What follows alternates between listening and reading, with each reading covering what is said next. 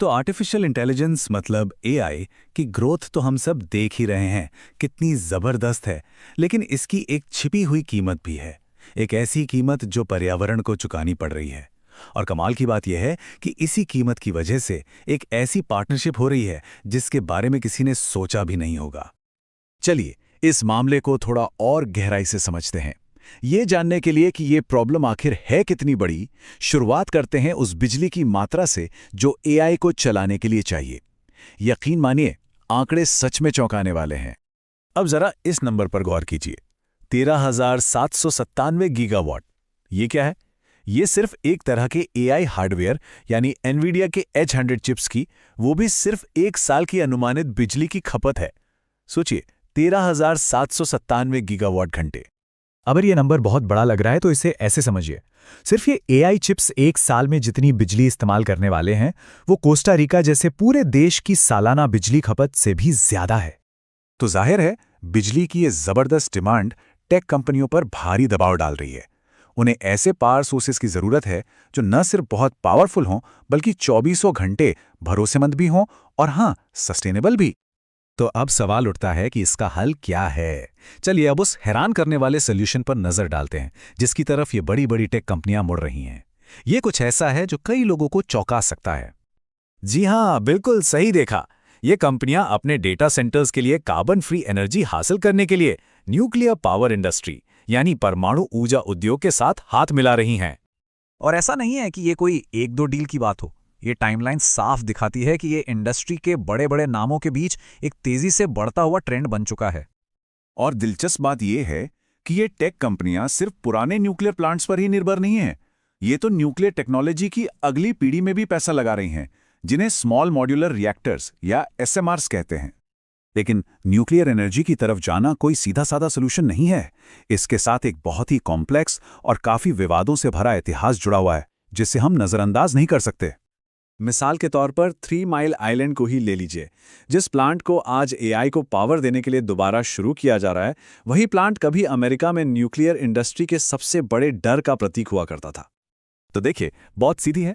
एक तरफ nuclear energy AI के कार्बन फुटप्रिंट की समस्या का एक बहुत बड़ा समाधान है, लेकिन दूसरी तरफ इसके अपने चैलेंजेस हैं। इसका एक विवादों से भरा अतीत है, लोगों में चिंताएं हैं, और हाँ, न्यूक्लियर वेस्ट का क्या करना है, ये सवाल तो हमेशा से रहा है। तो मतलब ये कोई आसान रास्ता नहीं है। अब एक और बहुत दिलचस्प बात, ऊर्जा ही वो अकेली चीज नहीं है जिसे एआई बहुत बड़े पैमाने पर इस्तेमाल कर रहा है। इसका एक और छिपा हुआ पहलू है जिस पर ज्यादातर लोगों का ध्यान नहीं गया।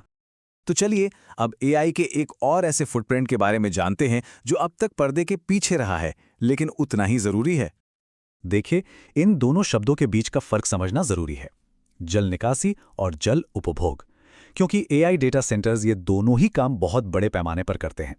निकासी का मतलब है पानी लेना, और उपभोग का मतलब है उसे इस्तेमाल करके सिस्टम से हमेशा के लिए हटा देना, जैसे भाप बनाकर। और इससे पता चलता है कि एआई की पानी की प्यास सिर्फ डेटा सेंटर तक ही सीमित नहीं है। ये तो वहां से बिजली बनाने वाले पावर प्लांट और फिर उन फैक्ट्रियों तक जाती है जहां इसके पार्ट्स बनते हैं। मतलब ये एक पूरी चेन है। 7 लाख लीटर, ये उतनी मात्रा है साफ ताजे पानी की जो सिर्फ GPT-3 मॉडल को ट्रेन करने में भाप बन के उड़ गया। सोचिए, सिर्फ एक मॉडल की ट्रेनिंग के लिए 7 लाख लीटर पानी। और ये तस्वीर इस बात को बहुत अच्छे से समझाती है। जब भी कोई एआई से 10 से 50 सवाल पूछता है, तो वो एआई असल में आधा लीटर पानी की एक बोतल पी जाता है। ये सिर्फ ट्रेनिंग की बात नहीं है, ये रोज के इस्तेमाल की कीमत है। भविष्य के अनुमान तो और भी चौंकाने वाले हैं। ये चार्ट देखिए, एआई की कुल पानी की मांग में 2027 तक एक जबरदस्त उछाल आने की उम्मीद है।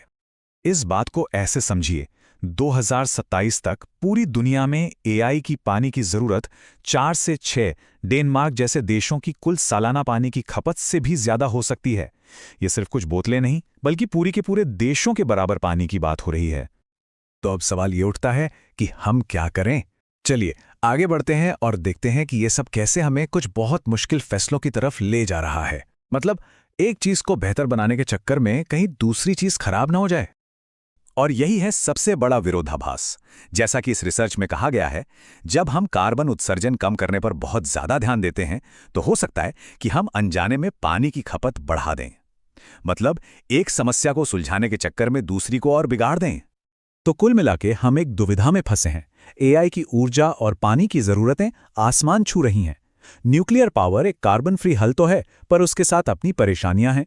और इन सब के बीच एआई की पानी की प्यास एक ऐसी कीमत है जिस पर किसी का ध्यान नहीं जा रहा। इसलिए अगर हमें एआई का भविष्य टिकाऊ बनाना है तो हमें इन सभी मुश्किल पहलुओं में एक बैलेंस बनाना होगा। सिर्फ कार्बन के बारे में सोचना काफी नहीं है। और आखिर में ये एक बड़ा सवाल है जिस पर हम सबको सोचना होगा। टेक्नोलॉजी और एनर्जी का ये जो संगम हो रहा है, वो हमें ये सोचने पर मजबूर करता है कि इस तरक्की के लिए हम कौन-कौन सी अनदेखी कीमतें चुकाने के लिए तैयार हैं।